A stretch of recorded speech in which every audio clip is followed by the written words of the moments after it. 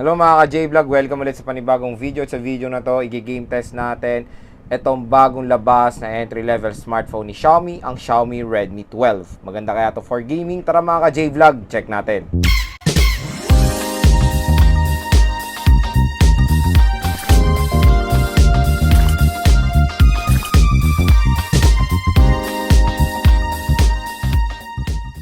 So bago tayo mag-start, ito pala yung quick specification si Xiaomi Redmi 12. Sa OS out of the box, sa Android 13 siya with MIUI 14. Sa chipset, meron siya MediaTek Helio G88. Meron siya octa-core CPU na merong clock speed na up to 2.0 GHz. And sa GPU, naka-Mali G52MC2 siya. Pagdating naman sa battery, meron siyang 5,000 mAh na removable battery with 18-watt fast charging. So, pitong games ang ating itetest: Farlight 84, Genshin Impact, Asphalt 9, PUBG Mobile, Mobile Legends, Call of Duty, at NBA 2K20. So, first na lalaruin natin is ML at ito ang ating settings. So, HD mode naka-on, refresh rate high, graphics ultra naka-on ng outline at shadow, at syempre naka-full download na ang resources dito.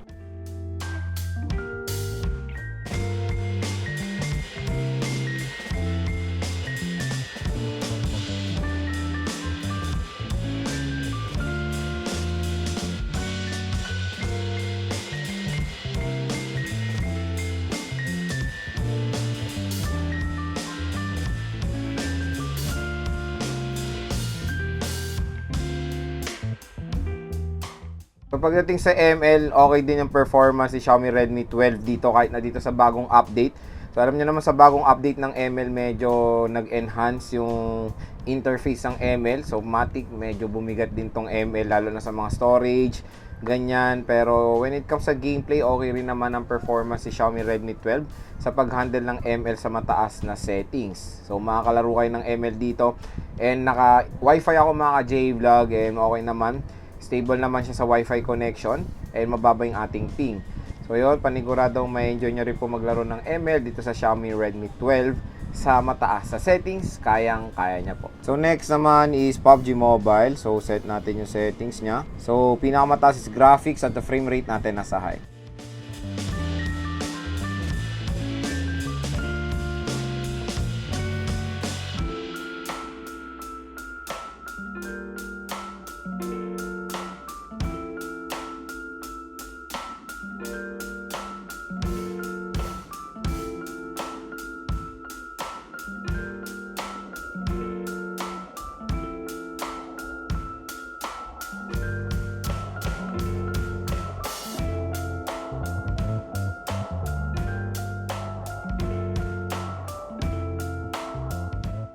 So pagdating sa PUBG Mobile, maganda performance din ni Xiaomi Redmi 12. Smooth siya mga J-Vlog sa mataas sa settings. Ayan, tignan nyo yung movement, okay rin. Wala tayong experience sa any problems habang naglalaro. Ayan. So solid siya pang PUBG, kayang-kaya niya. So next naman is Farlight 84. So ito ang ating settings: graphics quality, frame rate natin nasa extreme. Resolution natin nasa high.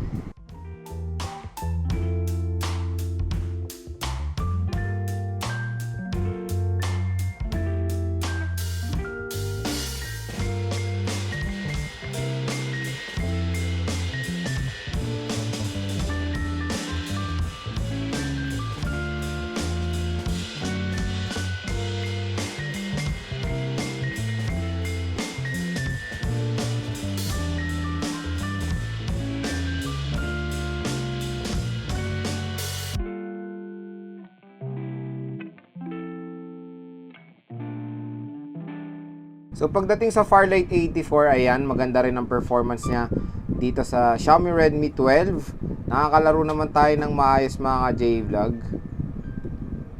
Meron tayong mga few frame drops na na-experience along the way, pero manageable po siya dito sa Farlight 84. So ayan, okay na okay. Maganda na sinet natin siya sa mataas na settings. Okay yung kanyang graphics at makakalaro kayo mabuti. Movement okay din. Merong slight frame drops habang naglalaro, pero manageable siya.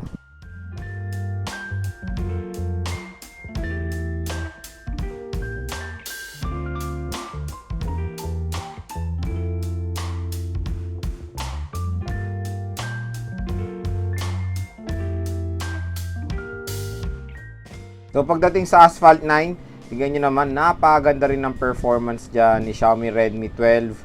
Ayan, no? Meron tayong mga slight frame drops and experience pero manageable. Okay rin yung graphics, very detailed din yung mga kotse. At yun, may enjoy nyo rin maglaro ng Asphalt 9 dito. So next naman is COD. So ito ang ating settings. Graphics medium at ang frame rate natin nasa high.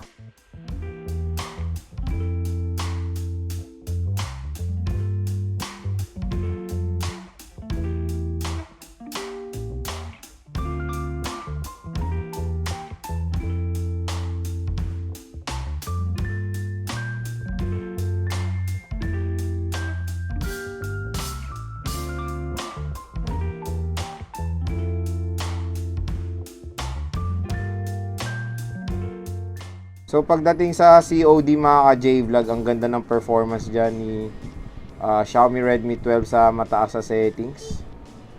So kayang-kaya niyang i-handle mga ka-J-Vlog nang walang kahirap-hirap. So medium graphics lang ang available dito. So hindi pa siya ganun naka-optimize. Pero kahit nasa medium settings, playable din naman po ang COD dito sa Redmi 12. Okay rin yung movement, ayan, no? Makakalaro kayo ng maayos, and even sa Battle Royale, abangan nyo na lang po yung separate video about sa Battle Royale, pero na-handle niya rin yun pretty well dito sa COD. So next naman is NBA 2K20. So set natin yung settings niya. So set natin sa high settings mga ka-J-Vlog.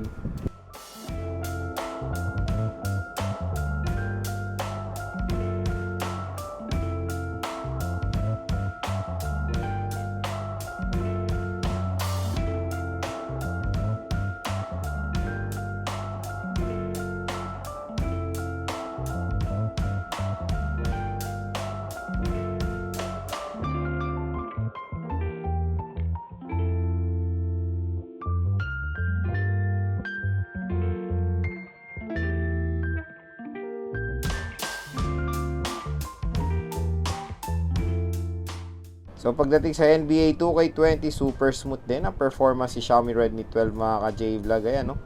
Ganda, pati movement ng mga players, smooth siya. Wala tayong any slow movement na na-experience while playing. Ayan, no? Ganda, oh.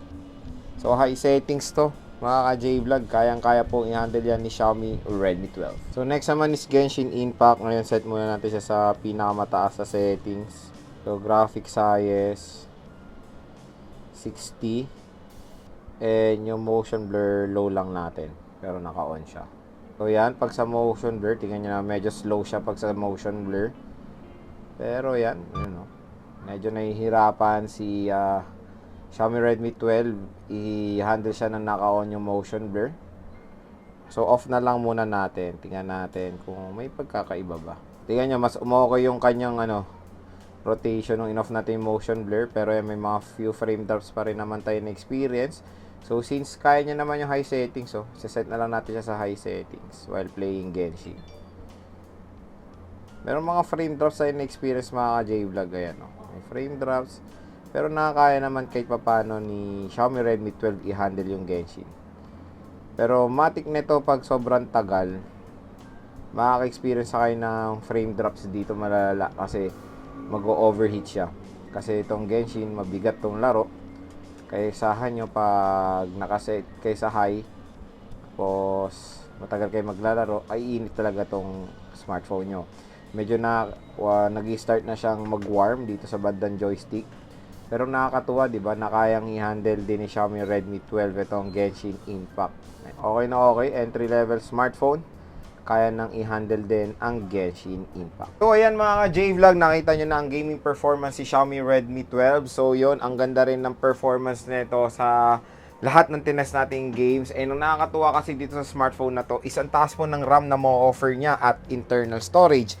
So 8GB 256 po ang top of the line variant ng Xiaomi Redmi 12. So biruin yun, almost 9,000 pesos. Meron na kayong 256GB na cellphone. Meron na kayong 256GB na smartphone. So yon, when it comes sa games, I think ang kunin niya talaga pag maglalaro kayo is sa 8GB 256GB. Konti lang naman ang difference sa 8GB 128. Mas marami pa kayong malalagay na games sa 256 mga ka-J-Vlog, and nakakatuwa na 8GB na po ang RAM na pinaka-minimum sa Redmi 12. So yon, in terms sa gaming, okay siya dahil na-handle niya po lahat ng mga tinest nating games.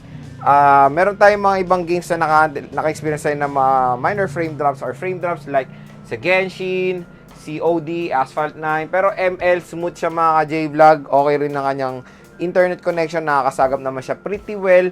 Pag nasa Wi-Fi tayo, tingnan nyo, ang baba lang po ng kanyang latency or yung ping. So, yun mga ka-J-Vlog, kung i-rate ko ang kanyang gaming performance sa kanyang price segment, 1 ang lowest and ang highest. Ang score ko dito, nasa 8. So, MediaTek Helio G88, may bubuga pa rin naman yan sa entry-level segment ngayong 2023. Mapapatunayan po yan ni Xiaomi Redmi 12. So, and maganda rin dito, malaki po ang screen size ni Xiaomi Redmi 12.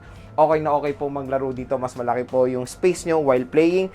And, syempre, yung kanyang back glass design ay napakaganda.